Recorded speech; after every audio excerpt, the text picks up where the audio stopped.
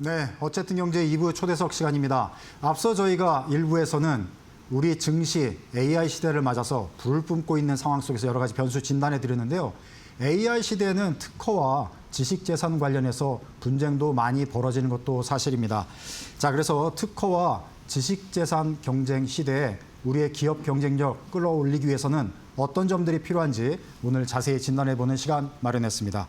자, 도움 말씀 위해 대한변리사회 회장을 맡고 계시죠. 정종학 회장님 이 자리에 모셨습니다. 네, 안녕하세요. 반갑습니다. 네, 바쁘신데 나와주셔서 감사합니다. 초대해 주셔서 감사합니다.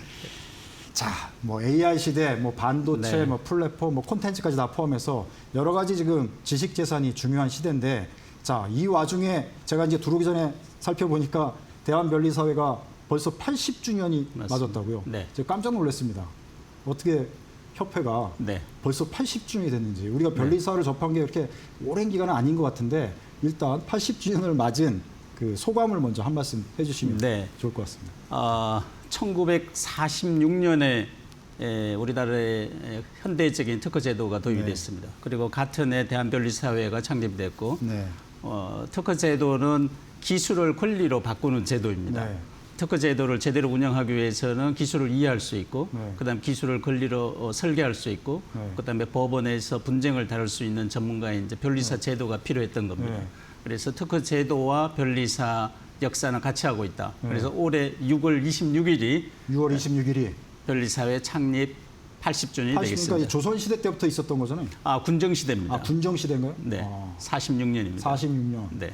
미 군정 시대에 특허 제도가 나왔습니다. 네. 저도 이제 나이를 좀 먹나 네. 야, 80주년. 대단합니다. 자, 그러면 이제 대한변리사회. 네. 그러면 일단 변리사분들의 모임 아니겠습니까? 그렇습니다. 근데 변리사 그러면 우리가 이제 대충은 다 알고 있지만 자세하게 어떤 일을 하시는 분인지 변리사에 대한 거를 우리 시청자분들께 또 자세히 또 소개해 주시면 또 참고가 될 것 같습니다. 네, 많은 분들이 변리사는 특허 전문가다 이렇게 알고 있으실 걸로 알고 있습니다. 일부 맞는 말이기는 합니다. 네. 그런데 좀 더 정확하게 이야기하면은 우리 기술 네. 그리고 아이디어를 권리로 바꾸는 일을 하는 전문가다 이렇게 볼 수가 있겠습니다. 네. 그러면 이제 연구소에서 기술이 만들어지고 네. 그다음에 브랜드가 새로 만들어지고 디자인이 새로 개발되고 했을 때 이 기술과 브랜드와 디자인을 어떻게 권리로 보호할 것인가. 네. 그것이 권리로 보호되지 않으면 누구나 사용할 수 있게 되는 거거든요. 그러면은 개발의 의미가 없어지니까. 그래서 그걸 특허권, 상표권, 디자인권으로 보호하는 네. 권리를 설계하는 일을 하는 직업이다 이렇게 보시면 되고 마지막으로 하나 말씀드리면은 이제 권리로 설계한다는 것은 무형의 자산을 재산권으로 만드는 일인데 재산권은 이제 경계가 있어야 됩니다. 우리 땅도 경계가 있어야 다른 사람이 우리 땅에 들어오면은 막지 않겠습니까? 네. 그래서 변리사의 업무는 이 특허권의 경계를 잘 설정하고 네. 그 경계를 설정한 데 있어서 경쟁자가 들어왔을 때 어떻게 효과적으로 막을 수 있는 것인가. 네. 이런 걸 전문으로 하는 직업이다 이렇게 보시면 되겠습니다. 네. 권리의 경계라고 하면은 이제 경계선에서 항상 분쟁이 많이 그렇습니다. 네. 분쟁이 많이 벌어지지 않습니까? 항상 경계선에 대해서 다툼이 있기 때문에 네. 땅도 네 땅이다 내 땅이다 분쟁이 맞습니다. 벌어지듯이 맞습니다. 지식 재산이라는 것도 그렇습니다. 경계선에서 네네. 네 재산이냐 내 재산이냐 그렇죠. 이제 분쟁이 많이 생기는데 네. 이 변리사분들이 변호사하고의 업의 본질할까 성격을 좀 구분해서 설명해 주면 또 더 잘 이해가 될 것 같아요. 좀 전에 제가 말씀드렸지만 무형의 기술을 재산권으로 만든다. 그러면 재산권의 본질은 권리를 행사하기 위해서는 경계가 있어야 된다는 거고 조금 앵커님이 말씀하신 대로 기술이라는 것은 무형의 어떤 사상인데 그것을 경계를 만들기 위해서는 기술을 정확하게 이해하고 있어야 된다는 게 전제가 됩니다. 그래서 기술을 정확히 이해한 상황에서 지식재산권법을 알아야만이 그 재산권으로 만들 수 있고 경계를 기업에게 가장 경쟁력 있는 경계를 만들 수 있다. 이런 측면에서 이제 일반 법률 전문가가 접근하기는 좀 어려운 분야다. 이렇게 볼 수 있겠습니다. 네. 어떻게 보면 더 기업 쪽의 내용, 기술이라 하면 이제 뭐 상품까지 되게 다 연결이 되기 맞습니다. 때문에 네. 더 산업적으로, 비즈니스적으로, 기업적으로 연결이 돼 있는 직업군을 이제 변리사로 보고 실제 이제 분쟁으로 가면 이제 법정에서는 이제 변호사가 이제 있지만 그렇지는 않습니다. 우리 변리사법에 1961년도부터 변리사의 업무를 규정을 돼 있는데 명시적으로 변리사는 특허처럼 이제 지금 이제 지식재산처로 성격이 됐죠. 이제 특허권 등록과 관련된 업무도 하고 법원에서 그 지식재산권에 관한 분쟁의 대리도 하는 걸로 법문에 규정돼 있습니다. 그렇습니까?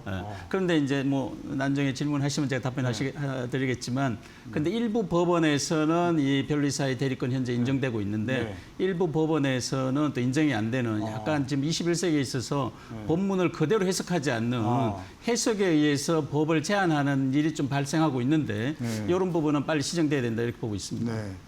지금 이제 AI 시대라고 말하지 않습니까? AI 시대는 이제 뭐 혁명적인 변화들이 일어나고 있는데 또 대한변리사회를 또 회장을 맡고 계시니까 여러 가지로 많이 검토를 하실 것 같아요. 지금 시대를 위기라고 보시는지 기회라고 보시는지 회장님께서는 어떻게 보십니까? 뭐 그런 질문 굉장히 많이 받습니다. AI는 분명 위협인 건 맞습니다.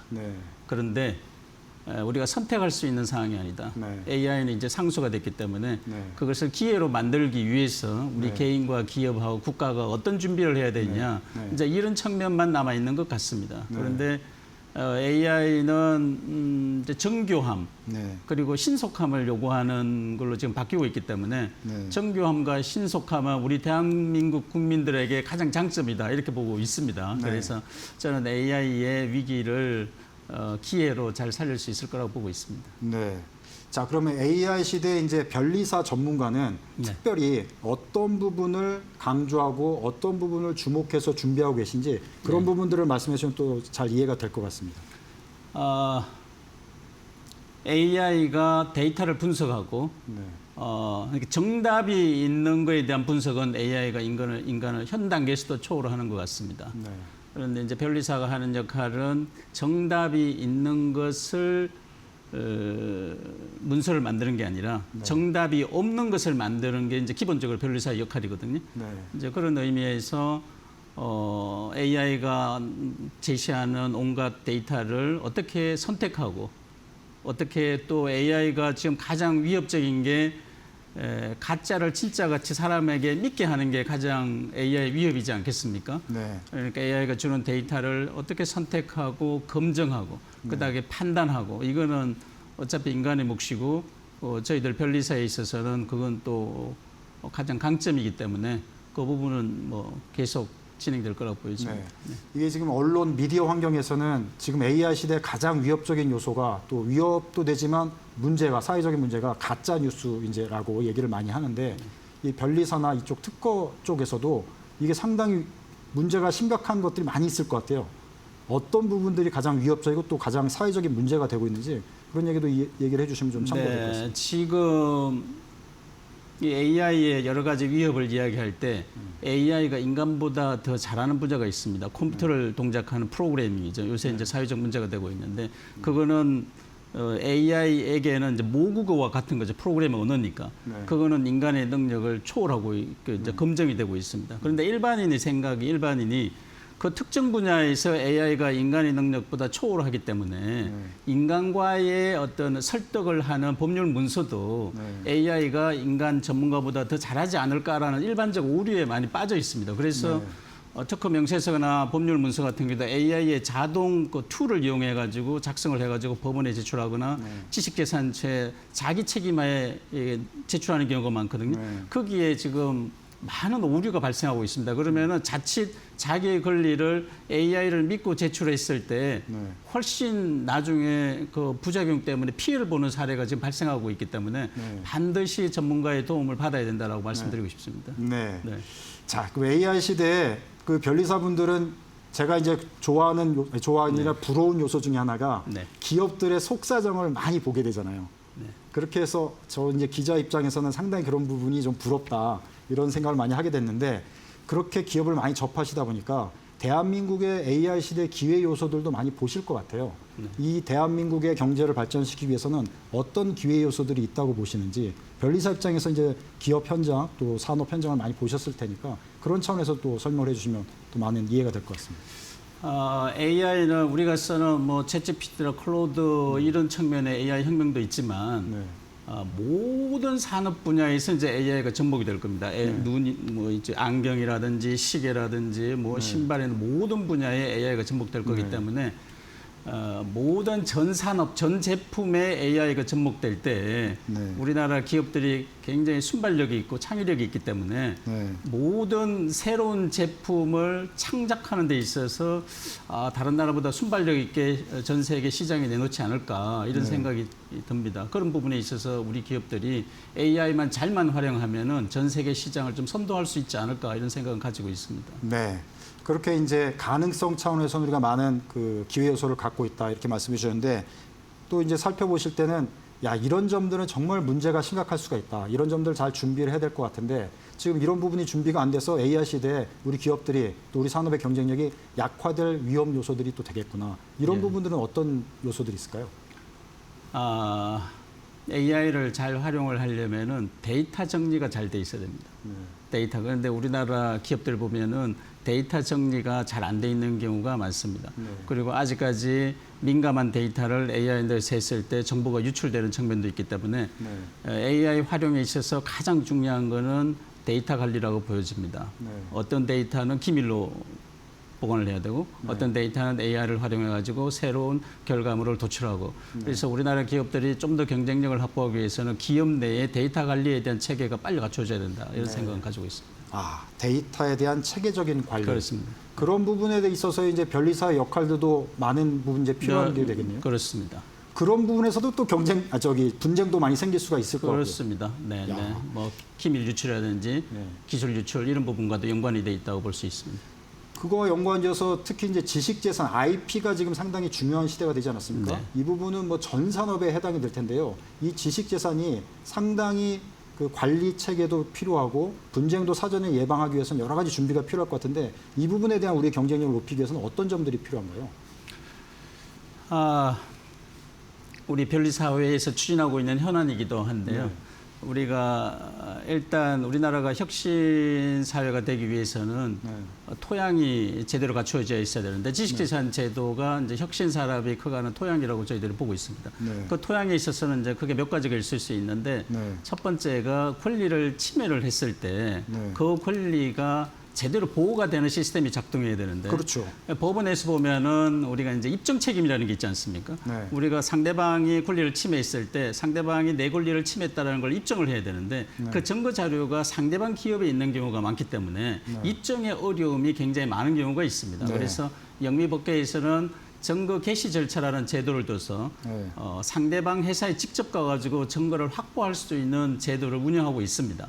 이제 한국형 디스커버리 제도라고 한국에서도 지금 입법이 추진되고 있습니다. 현재 국회 계류 중인데 이게 빨리 통과된다면은 우리나라 지식재산 생태계, 혁신 생태계가 굉장히 좀 더 선진화될 것이라 이렇게 보고 있고. 그리고 그렇게 되면 또 우려하는 기업들이 있습니다. 누가 소송을 걸어가지고 내 기술을 빼가지 않을까. 이제 그래서 이제 방어적인 측면에 최소한의 방어적 측면에 있어서 변리사의 비밀 유지권이 지금 논의가 되고 있습니다. 현재 이 법안은 법사위 계류 중인데 기업이 변리사와 특허 침해와 관련돼서 논의한 민감한 자료, 그다음에 기술 개발 단계에서 검토 자료는 이 증거 개시 절차에 있어서 제출하지 않을 수 있는 어떤 기업의 권리 이런 부분이 좀 더 보강이 된다면은 우리나라 혁신 기업들이 좀 더 제대로 된 기술 보호 시스템이 작동하지 않을까 이런 생각이 있습니다. 지금 저희가 화면으로 일단 그 정책적 현안들에서 이제 보여드렸는데요. 이제 회장께서 말씀하신 한국형 디스커버리 제도를 말씀하셨어요. 이게 다른 나라는 어느 나라에 이게 활발하게 지금 적용이 되고 지금 뭐 주요 국가는 다 하고 있습니다. 미국하고 일본도 지금 작동 중에 있습니다. 그러면 우리나라는 이게 제대로 작동이 되는 건 지금 현재 아니다.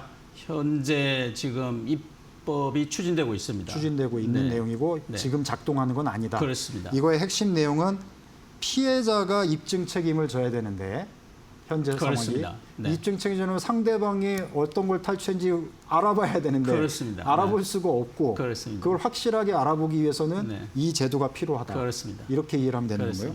자, 그래서 증거 확보를 위한 정확하게 상대방 기술을 탈취한 걸로 의심이 되는 기업의 내용을 제대로 알 수 있게끔 하기 위해서는 이 제도가 필요하다. 그렇습니다. 그 다음에 이제 두 번째로 말씀하신 게 비밀 유지권. 비밀유지권은 이제 이거하고 연관이 되는 거네요. 이렇게 해서 알게 됐을 경우에 그러면 남의 기업도 비밀을 다 가져간 거 아니냐 이렇게 의심을 살 수 있어서. 예를 들어서 이제 기밀유지권이 이게 제대로 작동하지 않으면 어떻게 일이 발생하냐면은 우리나라 소부장이라든지 반도체 뭐 삼성이나 하이닉스도 한참 이제 있지만 기술 개발해가지고 기술 개발이 돼 있습니다. 그러면은 미국 회사가 한국의 이 기업한테 특허 소송을 제기합니다. 특허 소송을 제기해서 그 기업에 가서 관련 자료를 다 볼 수 있는데 검토 자료를 다 볼 수 있다면은 이 회사의 기밀이 누출될 수 있는 게 있을 수 그렇죠. 있단 말이죠. 그러면은 그 증거 개시 절차에서 제출하지 않아도 되는 문서의 종류를 분류할 필요가 있다. 그 분류에 있어서 변리사와 주고받은 여러 가지 검토 자료는 제출을 하면은 또 독이 될 수가 있기 때문에 그거는 막아줘야 된다라는 게 이제 디스커버리 제도와 비밀유지권이 같이 추진되고 있는 상황이 되겠습니다. 이게 그러니까 하나로만 가서는 안 되고 두 그렇습니다. 개가 같이 움직여야 되는 제도. 세트로 움직여야 됩니다. 세트로 움직여야 되는. 근데 우리나라는 현재까지는 이 두 제도가 다 정착이 안 돼 있고 작동이 안 되는 건가요? 그 비밀유지권과 관련돼서는 소관 상임위에 있는 산자위를 통과해서 이제 법사위에 계류 중이고 디스커버리는 현재 산자위 소관 상임위의 법률안이 계류 중에 있습니다. 네. 이번 올해 두 법안 다 통과될 것으로 기대하고 있습니다. 네. 네. 그다음에 이제 시중에도 많이 얘기하지만 저 협회에서도 간간히 말씀하시는 것 중에 변호사하고 변리사하고 공동 그 특허 소송 같은 데서 네, 대리를 네, 한다. 네. 이런 주제는 어떻게 저희가 이해를 하면 되는 건가요? 어떻게 저도 공동 이 대리? 일 때문에 국회에 많이 갑니다만은 우리 국회의원분들이 오해하시는 게 굉장히 많습니다. 변리사는 기존에 소송 대리권이 없는데 뭘 또 그렇게 요구하냐 뭐 이렇게 말씀하시는 분들이 많은데 1961년 특허 제도와 시행과 함께 변리사법이 제정이 될 때 변리사는 특허청의 지금의 지식재산체 특허 등록에 관한 대리도 하고 네. 법원에서도 그 사항에 관한 분쟁 대리를 할 수 있다고 되어 있고 그리고 법원에서의 소송 대리인이 될 수 있다고 물론 특허와 관련된 사항이 한정되지만 명백하게 법률에 규정돼 있습니다. 그런데 그걸 법원에서 이제 특허 법원이나 대법원 이외에는 받아주고 있지 않기 때문에 저희들이 그러면 대안으로 우리가 양보하겠다. 대안으로 공동소송으로도 하자라고 추진하는 거지 원래 우리가 대리권이 없다는 것 취지는 아닙니다. 법에는 원래 대리인이 될 수 있다고 규정돼 있어. 소송 대리인이 될 수 있다고 규정돼 있습니다. 자, 시간이 그렇게 별로 없었는데 제가 이거 정말 궁금해서 여쭤보고 싶은데 IP 공시를 하면 기업 경쟁력이 상당히 올라갈 것 같은 생각이 들거든요. 근데 변리사에서 그런 거에도 관심이 있으신 것 같아서 여쭤보고 싶습니다. 지금 뭐 오늘도 주가 주시를 보니까 9천을 넘고 곧 만으로 간다고 하는데 진정으로 우리나라 경제 생태가 좀 건전해지기 위해서는 삼성전자, 하이닉스만으로는 부족할 것입니다. 그걸 떠받치고 있는 주도주를 떠받치는 혁신 기업들이 있어야 될 텐데 그러면 혁신 기업들이 제대로 살기 위해서는 잘하는 혁신 기업은 좀 칭찬해 줄 필요가 있고 잘 못하는 기업들은 냉정한 평가가 필요할 수가 있는데 그중에 가장 큰 게 그 혁신 기업이 특허 등록을 받았을 때 공시하는 제도가 적절치 않습니다. 저는 그러면 이런 특허를 받았다 그러면은 이 특허가 이 기업은 한국, 미국, 중국 뭐 전 세계 어디에 특허 등록이 되어 있다. 경쟁 회사와는 어떤 뭐 강점이 있다. 어떤 권리를 가지고 있다라는 거에 대한 변리사 감정서를 공시하도록 한다면은 우리나라 중소 혁신 기업이 훨씬 더 많이 성장할 수 있을 것이다. 그런 취지입니다. 네, 지식 재산이 중요하기 때문에 IP 공시에도 적극 검토해야 그렇습니다. 되나 개인적인 이렇게 생각이 들었습니다. 그래서 여쭤본 겁니다. 자, 그런 생각이 들었고요. 시간이 많이 지나서요. 끝으로 AI 시대 또 지식 재산 특허 관련해서 시청자분들께 마무리 발언으로 우리가 좀 유념해야 될 것들 간단하게 한 1분 정도 말씀 부탁드리겠습니다. 네. 저희 분야에 있어도 AI 시대에 우리 젊은 변리사들이 굉장히 불안해하고 있는 것은 사실입니다. 그런데 AI는 거스를 수 없는 대세이기 때문에 이것을 기회로 만들기 위해서 우리가 개인이나 기업이나 국가가 어떤 노력을 해야 되는가에 대한 고민이 필요할 것 같고 저는 AI 시대에 있어서 가장 중요한 것은 정교함의 경쟁인 것 같습니다. 우리 사법 체계라든지 어떤 공시 체제라든지 어떻게 정교하게 만들어서 혁신 기업이 좀 더 경쟁력을 확보할 수 있을 것인가 이런 부분에 대해서 우리 모두가 조금 집중할 필요가 있지 않을까 싶습니다. 네. 자, 시간 관계상 여기까지 듣도록 하겠습니다. 다음번에 한 번 더 나오셔서 또 자세히 한번 또 설명해 주시면 도움이 될 것 같습니다. 고맙습니다. 고맙습니다. 네.